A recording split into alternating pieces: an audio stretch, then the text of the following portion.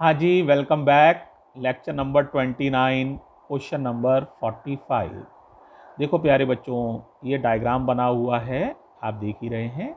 और यहाँ पर देखो कहा ये जा रहा है, देखो E1 और E2 कैसे लगे हैं, प्लस माइनस यानी सपोर्टिंग में लगे हैं। तो E1 प्लस E2 मिलकर बैलेंस हो रहे हैं 400 सेंटीमीटर पर, देखो लिखा है। और जब E1 को पलट दिया जाता है, या बहुत ध्यान रखना, पलटा E1 को जा रहा है, E1 की पोलैरिटी उल्टी की गई है, तो ये E1 माइनस E2 नहीं है, no no no, E2 minus E1, इसकी बैलेंसिंग है 240। तो आपको निकालना क्या है भाई, E1 अपॉन E2 निकालना है। तो बताओ पहली इक्वेशन क्या बना रहे हो सारे बच्चे, बताओ। तो E1 प्लस E2 बराबर के L1। दूसरी इक्वेशन में ये अभी बना देते हैं, तो E1 प्लस E2 हो गया के L1 माने 400। पहली इक्वेशन रेडी। अब दूसरी खुद बता लो, बोलो क्या बनाओगे। E1 माइनस E2 ही ना, कि E2 माइनस E1, बोलो।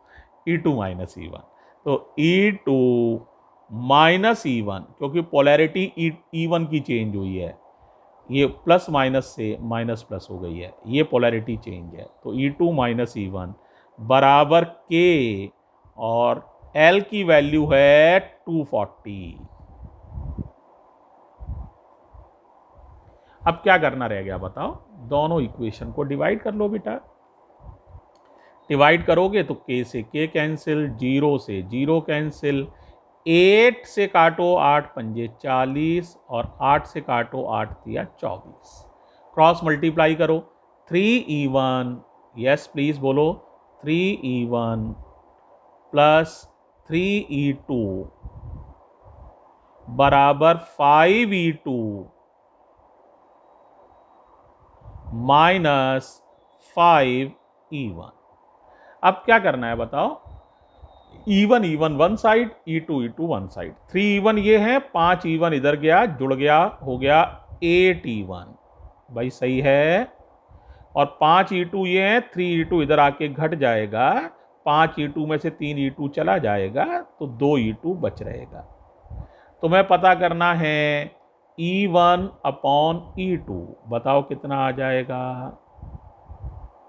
बताओ भाई। ये 8 है, ये नीचे आ जाएंगे, दो तो यहाँ रखे ही हैं, तो 2 1 जा 2, 2 4 जा 8, तो E1 अपॉन E2 बराबर 1/4 आंसर। एक और रह गया पार्ट, उसमें पूछा ये गया है, find the balancing length for E1 only. अकेले E1 के लिए बैलेंसिंग लेंथ पता करनी है, किसके लिए खाली E1 के लिए। तो पता कर पाओगे, देखो बेटा, E1 हो गया यदि x, तो E2 क्या हो जाएगा 4x।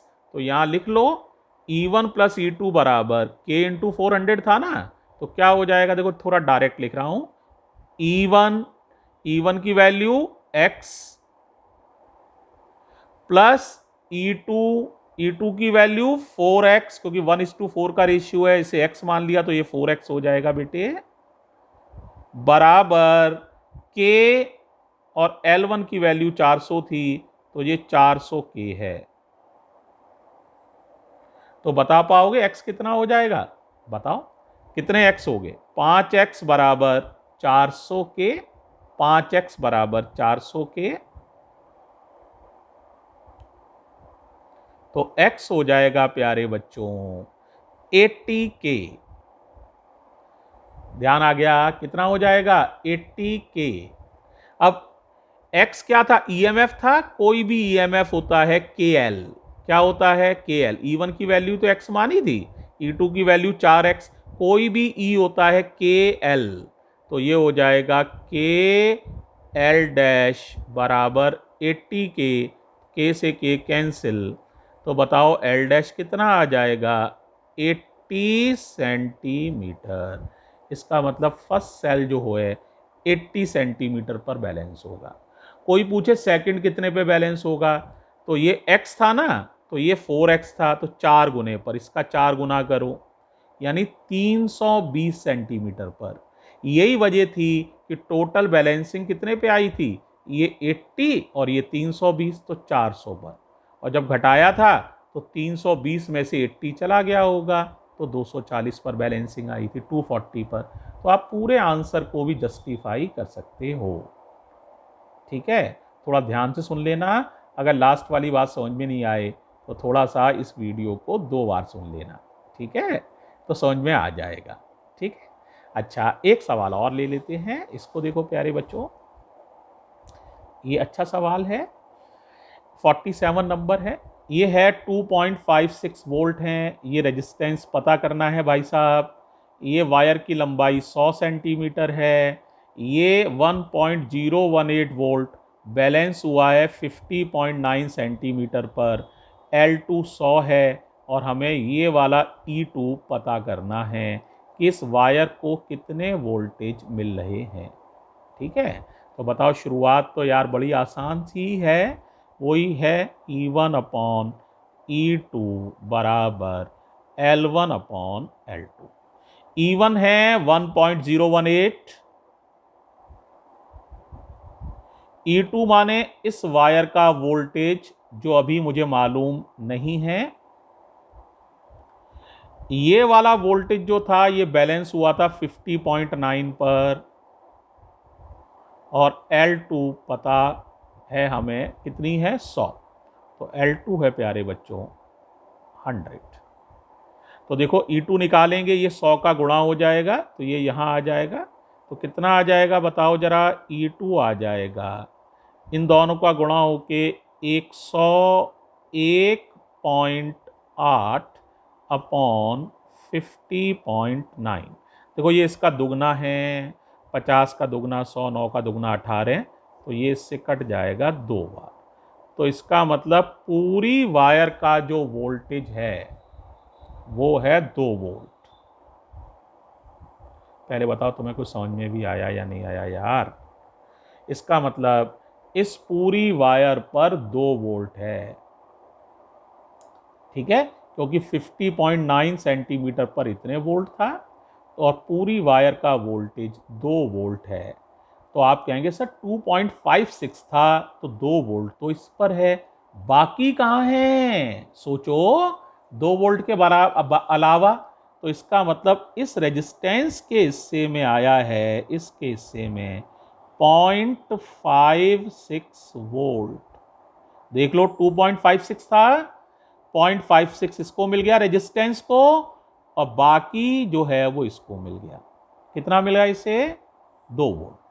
अब इस वायर का रेजिस्टेंस जरा सोचो। देखो इस वायर का रेजिस्टेंस है 0.025 ओम पर सेंटीमीटर, यानी 1 सेंटीमीटर का रेजिस्टेंस इतना है। पर ये वायर तो 100 सेंटीमीटर की है, तो इसका रेजिस्टेंस हो जाएगा वायर का 0.025 इंटू 100, क्योंकि वायर की लंबाई 100, यानी वायर का रेजिस्टेंस है 2.5 ओम। पहले बात समझ में आ गई। देखो अब और क्लियर कर देता हूं। वायर का रेजिस्टेंस 2.5 ओम और इसके वोल्टेज हैं जिन्हें V1 समझ लो 2 वोल्ट, जो अभी कैलकुलेट किए थे। ये वाले वोल्टेज हैं, इन्हें V2 समझ लो 0.56 वोल्ट, और ये वाला रेजिस्टेंस पता करना है। ट्रिक आसान, बहुत आसान भाई। ये और ये सीरीज में हैं, तो इसलिए इनमें से बहने वाली करंट सेम होगी। सीरीज की एक ही पहचान, बहने वाली करंट बराबर। तो V1 अपॉन R1 बराबर V2 upon R2। Ohm's law है, I बराबर होता है V अपॉन R, तो V1 अपॉन R1 बराबर V2 अपॉन R2। V1 मान लो, वायर को माना, तो 1 वोल्टेज कितने हैं, 2 वोल्ट हैं वायर पर। रेजिस्टेंस कितना है, 2.5 ओम है। V2 बताओ, यानी इस पर वोल्टेज 0.56 वोल्ट है, और इसका रेजिस्टेंस पता करना है, मान लो वो वैल्यू आर है। तो आर निकाल पाओगे, आसानी से निकल आएगा। करो भाई। तो आर आ जाएगा बेटा 2.5 इंटू 0.56/2। 2 से ये कट जाएगा 28 बार, 28 दूनी 56, मल्टीप्लाई कर लो, आसानी से हो जाएगा। तो ये आ जाएगा 0.70 ओम। तो इसका मतलब ये रेजिस्टेंस जो है 0.70 ओम का है ये वाला। ठीक है, देखो वैल्यू भी दी हुई है, आंसर लिखा हुआ है ये रहा। अब बताओ भाई, तुम लोग को सारे ये सवाल समझ में आ गए हैं। पोटेंशियोमीटर बहुत ही मज़ेदार रहा है ना। और प्यारे बच्चों, और भी करके देख लो इसे, कोई और समस्या हो तो ज़रूर पूछ लो। और इस तरह से पोटेंशियोमीटर के न्यूमेरिकल्स मैंने 6 कर दिए हैं। थैंक यू बच्चों।